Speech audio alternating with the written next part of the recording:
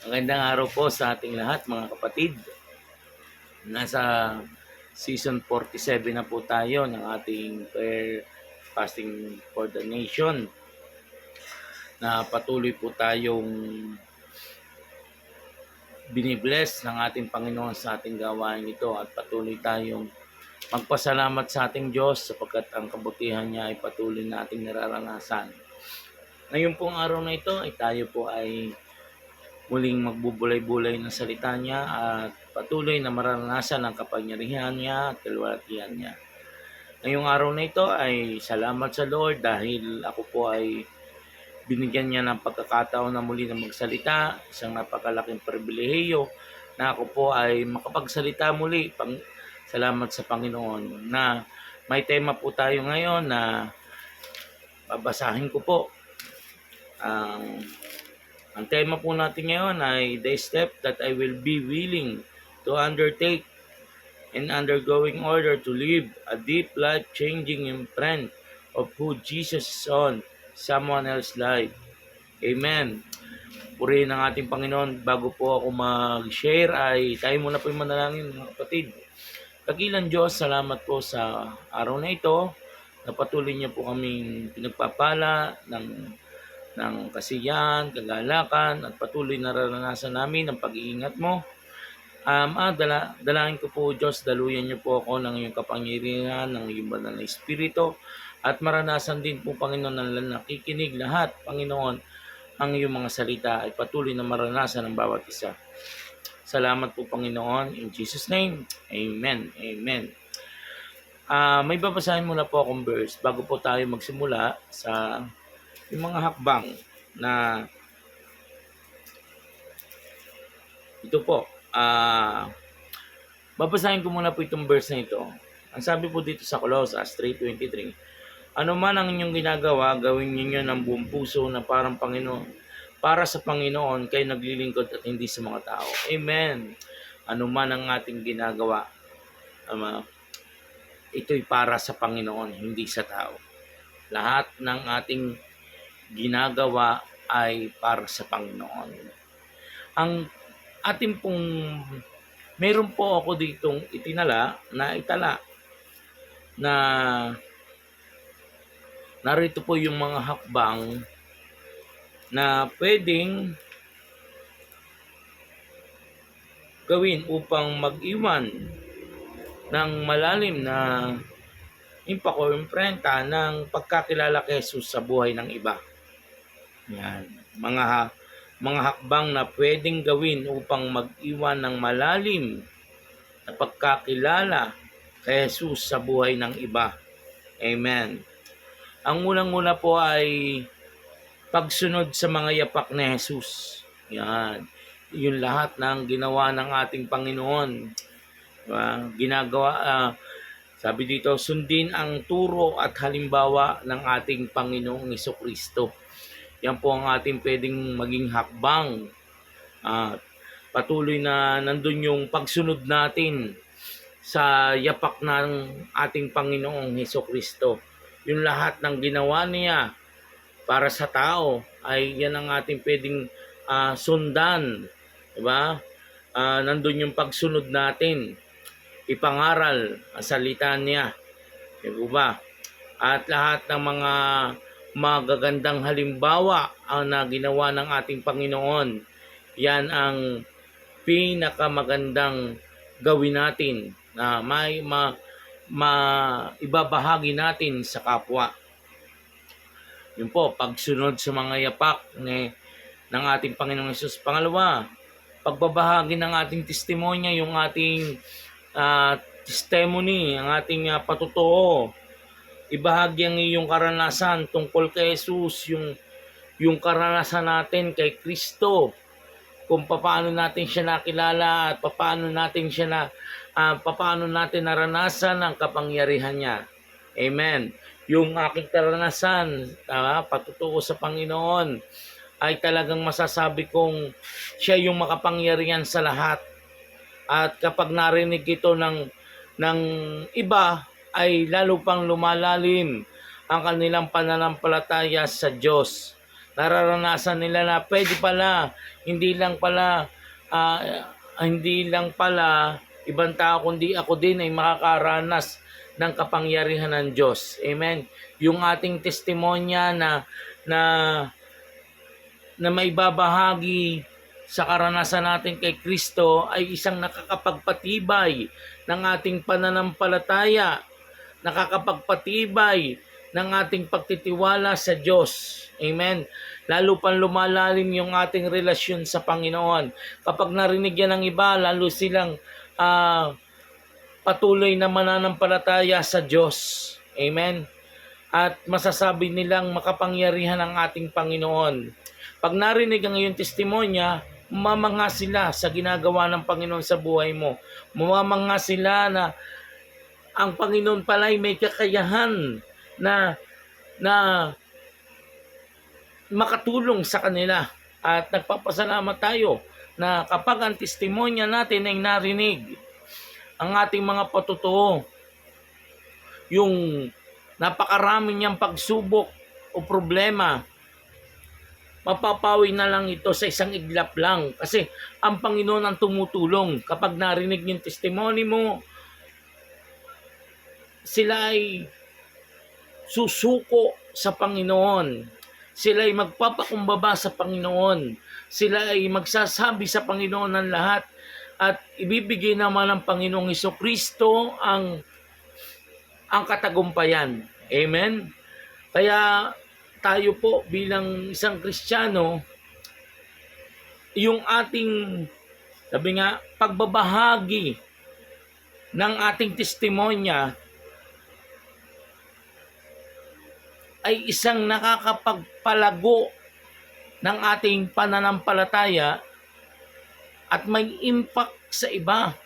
Amen? Pag narinig yung patutuo mo. Amen? Mamamangha sila sa kapangyarihan ng Diyos. Amen? Number 3, ituro ang salita ng Diyos. Diba? Masarap pong sa tulong po ng Holy Spirit ay ituro natin ang salita ng Panginoon. Ipangaral natin ang salita ng Diyos. Sapagkat ang salita po ng Panginoon, yan po'y matalim, yan po'y mabisa. Amen? Once na itinuro mo ito, tayo po mismo na nagtuturo ay patuloy na lalalim. At yung nakakarinig po ay patuloy na mananampalataya sa Diyos kapag nakarinig ng salita. Mamamangha sila sa salita ng Panginoon. Magkakaroon po ito ng impact sa kanila na ang salita ng Diyos ay buhay at totoo. Diba? Kaya kailangan nating ituro ang salita ng Diyos. Sapagkat ang salita ng Diyos ay makapangyarihan. Kamangha-mangha ang salita ng ating Panginoon. Amen po ba? Na tayo po mismo ay makakapag-iwan dun sa tao na nakakarinig ng salita ng Diyos na itong salita ng Panginoon ay may kakayahan na mabago ang buhay at lalo pang lumalim ang relasyon nila sa Panginoon once na itinuro natin ang salita ng ating Panginoon Diyos. Amen po. At kailangan natin na humingi sa banal na Espiritu na ituro sa ating ang mga sinasabi o ang salita ng Panginoon kung ano ang kapaliwanagan nito. At lalo pa itong, sabi nga, makakapag-iwan, di ba? Na makilala ang Panginoong Jesus sa iba. Amen?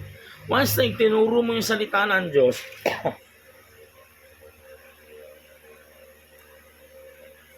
patuloy nating mararanasan ang kapangyarihan niya. Amen. At yung salita niya ay nauunawaan natin. Amen ba? At sa tulong ng kapangyarihan ng Diyos. Amen po. Kaya ituro natin ang salita ng Diyos sa iba. Number 4 na. pagmamahal at pag-aalaga. Amen. Ipakita ang pagmamahal at pag-aalaga ni Jesus sa iba. Diba? Meron dapat tayong malasakit sa iba. Diba? Hindi lang yung ating sarili ang ating iniisip, kundi yung sa iba din. Diba? Bilang isang manggagawa kay Kristo o lingkod ng Diyos, ay may malasakit ka din sa kapwa mo. Mayroon kang pagmamahal at pag-aalaga. Amen po ba? Okay, number 5. Meron tayong pananalangin. Yan. Panalangin para sa mga taong gusto mo nang maimpluwensyahan. Ipagpe-pray mo yung tao.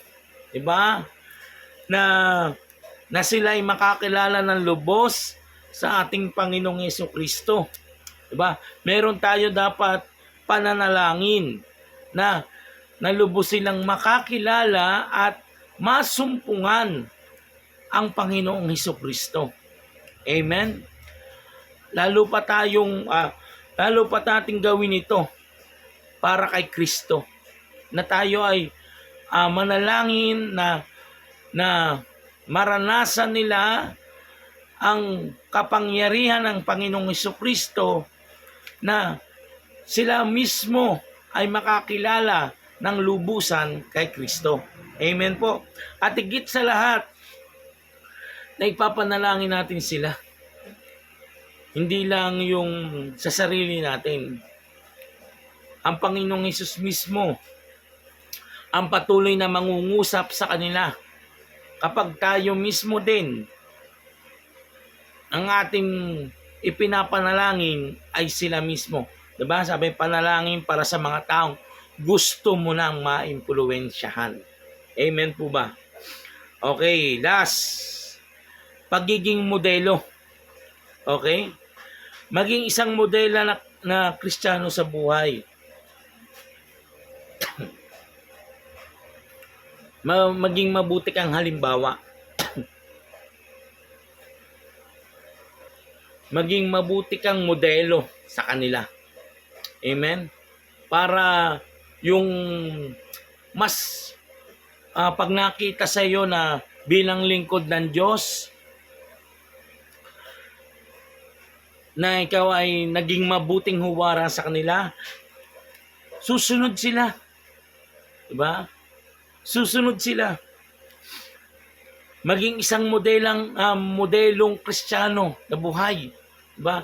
Yung maayos yung pamumuhay mo, ang inaasahan mo lang ay ang Panginoong Jesucristo. Amen po.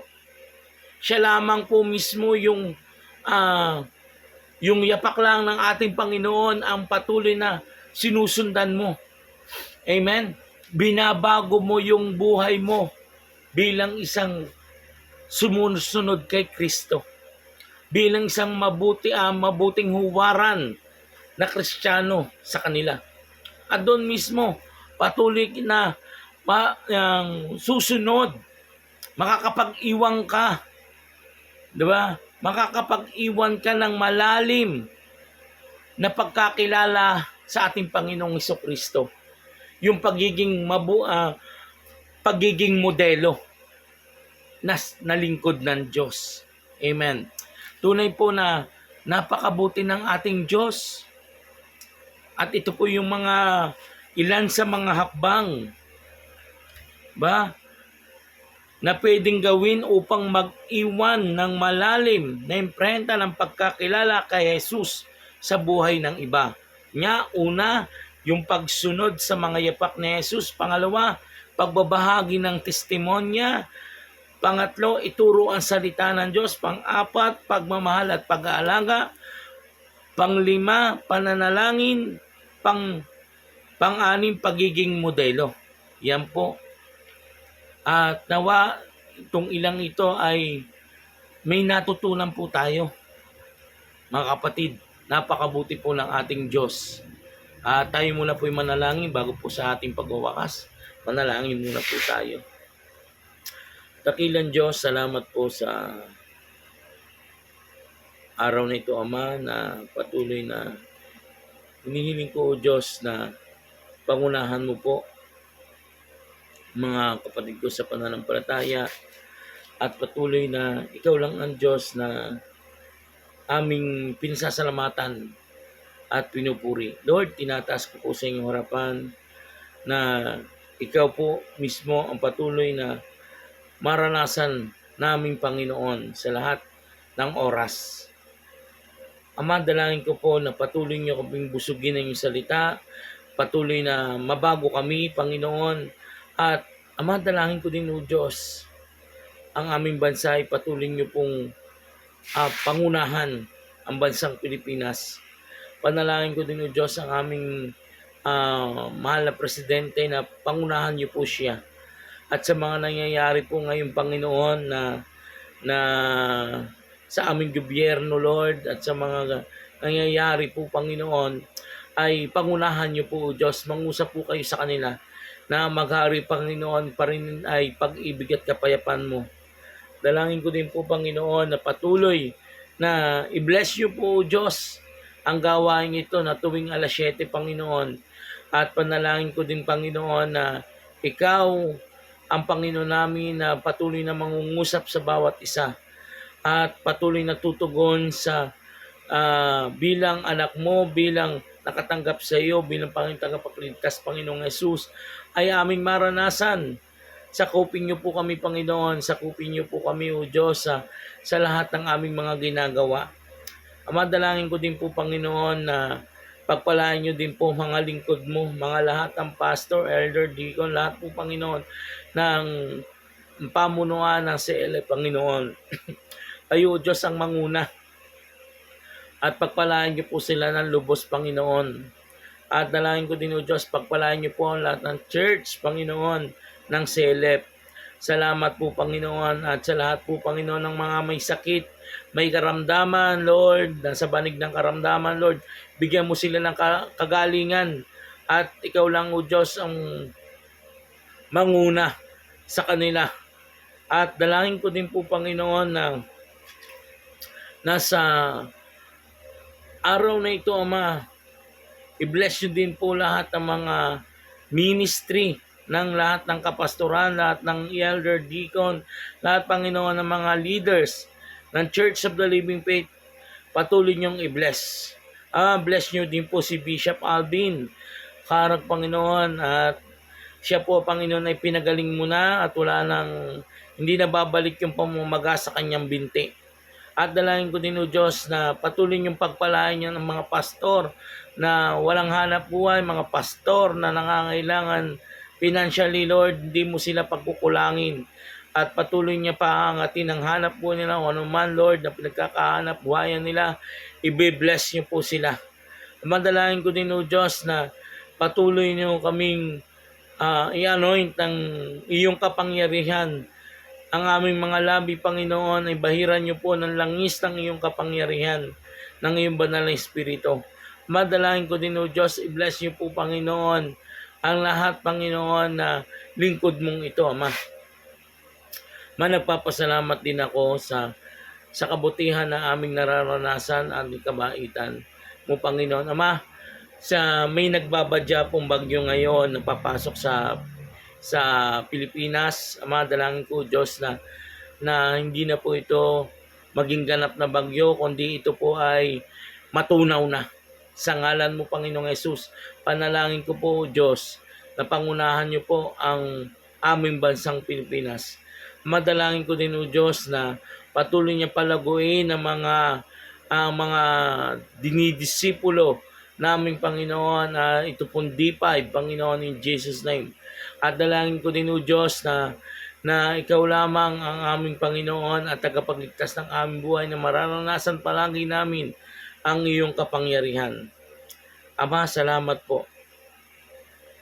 Salamat, Lord, sa iyong kabutihan. Salamat, Lord, sa iyong kabaitan. Salamat, Lord, sa iyong kadakilaan. At patuloy na nararanasan namin. Ama, thank you po sa patuloy niya pagbabago niyo po sa aming Panginoon. Binabago niyo po kami araw-araw. Lagi po niyo kami sakupin. Lagi niyo po, Panginoon, kami, Panginoon, na pagkalooban ng mga salita mo sa araw-araw. At patuloy niyo po kami, Panginoon, na ikaw mangusap, na basahin ang iyong salita. Patuloy ng iyong banal na Espiritu ang siyang mangusap sa amin. At maranasan din po ng iba ang nararanasan naming kapangyarihan na bigay mo, Panginoon. At maranasan nila, O Diyos, sa tulong po ng iyong banal na Espiritu. Hinihiling ko din po, Panginoon, na sa sumandaling ito, Ama, patuloy na lumaganap na yung salita, Panginoon. At patuloy na masakop, Panginoon namin, ang bansang Pilipinas. Patuloy niya maghari ang iyong salita. Patuloy na sa bawat barangay namin, Panginoon, ay makapagbahagi kami ng salita, Panginoon. Patuloy na magkaroon kami ng outreaches, Panginoon, sa bawat barangay. Patuloy na bahagi na namin ang salita mo. Patuloy na magkakaroon kami, Panginoon, ng mga gawain sa mga bahay-bahay. Patuloy na ikaw magbe-bless sa bawat gagawin namin, Ama. Salamat po, Ama, sa araw na ito. Inihiling ko, Diyos, sa pakikinig po namin ito, Lord, i-bless niyo po. Huwag niyo po, Panginoon, na hayaan na kami po, O Diyos, ay patuloy na madapa, tumalikod sa dami ng aming mga problema, kundi, Ama, patuloy kang mangusap sa bawat isa, Panginoon, na ikaw lamang po ang masumpungan. At patuloy na mga lingkod mo, Panginoon, ay patuloy na magkaroon ng malasakit sa bawat isa, Panginoon. At patuloy na ang yapak mo lang, Panginoong Jesucristo, ang masunod. Salamat po, Ama. At patuloy na ang testimonya namin, Panginoon, bilang isang Kristiyano lang ang makita. Salamat, Lord. At kami po ay nagpapakumbaba. At patuloy na may pangaral na yung salita. Patuloy na kami po ay nalingkod mo, ay bahira ng kapangyarihan mo. Salamat, Lord, sa pagkakataon na muli kami, Panginoon, ay nakapagbahagi ng salita. Salamat po sa iyo lang kami nagpupuri, Panginoon, hindi sa tao. Sa iyo lang kami, Panginoon, ikaw lamang, Panginoon, ang aming itinataas at pinasasalamatan. Salamat po, Lord, sa araw na ito. Patuloy yung pagpalain ang bawat isa. Salamat po, Panginoon. Sa ngalan ng Panginoong Jesus, yung puri ka namin, Lord. Sinasamba ka namin. Iwalhati yung dakilang pangalan. Sa ngalan ng Panginoong Jesus. Amen and amen. Kingdom blessing po sa ating lahat. Pagpalain po tayo ng Panginoon.